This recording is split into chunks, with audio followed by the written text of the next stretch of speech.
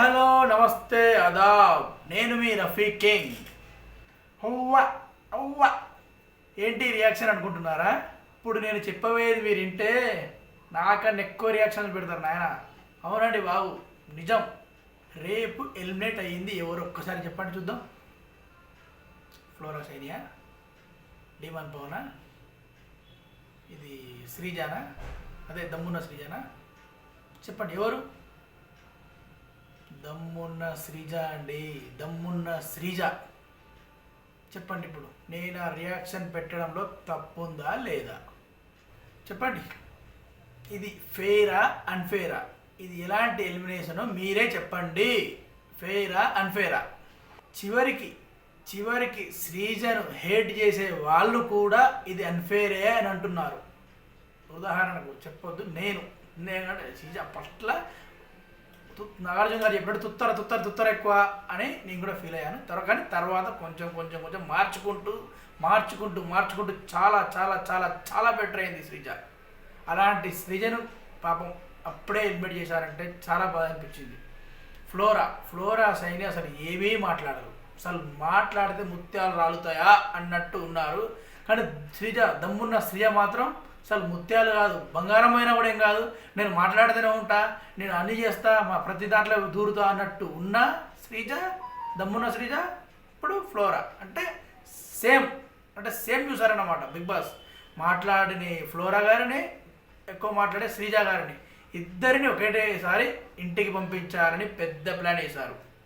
అసలు big boss ఈ decision తీసుకున్నాడా లేక వైల్డ్ కార్డ్ ద్వారా వచ్చిన కంటెస్టెంట్స్ ద్వారా ఈ డిసిషన్ వచ్చిందో రేపు తెలుస్తుంది. కానీ పాపం ఎంతైనా శ్రీజకు మాత్రం అన్యాయం జరిగిందని చెప్పాలి. బిగ్ బాస్ చరిత్రలోనే ఇది మొదటిసారి ఇలా జరగడం.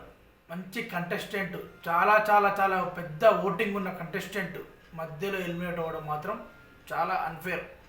నాకేనే కాదు, సోషల్ మీడియా అందరు బిగ్ బాస్ చూస్తున్న ప్రతి ఒక్కరికి ఇది అన్ఫేర్ ఎలిమినేషన్ అని చెప్పాలి. పాపం చివరి వరకు పోరాడి డిమాన్ పవన్, ఫ్లోరా, దమ్మున శ్రీజ వీళ్ళ మధ్యలో డిమాండ్ పవన్ సేఫ్ అవ్వగా ఈ ఫ్లోరా, శ్రీజ, రీతు కూడా ఉంది కదా, రీతు మధ్యలో వీళ్ళందరి మధ్యలో శ్రీజాను ఫ్లోరా సైని అంటే ఒక రీజన్ ఉంది. ఒక తెలుగు రాదు, ఎక్కువ కాలం ఉండదు బిగ్ బాస్లో నేను చాలామంది అనుకున్నారు. కానీ శ్రీజది మాత్రం ఎవ్వరు ఊహించలేదు. అలాంటి శ్రీజను ఇంటికి పంపించేశారు. మొదటి ఎపిసోడ్ నుండి మొదటి అంటే ఎంట్రీ, బిగ్ బాస్ హౌస్లో ఎంటర్ అవ్వగానే లోపలికి వెళ్ళినప్పటి నుండి నిన్నటి వరకు శ్రీజ ఎక్కడా తగ్గలేదు. చివరికి నాగార్జున గారితో కూడా పోటాపోటీగా తప్పే అయినా కూడా చెప్తున్నా, ఇట్లా మాట్లాడు తప్పు అయినా కూడా పోటాపోటీగా మాట్లాడింది.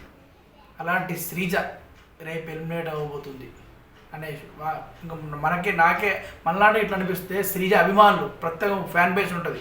ఆ అభిమానులకు రేపు ఎపిసోడ్ మాత్రం బాక్స్ బద్దలవలసిందే.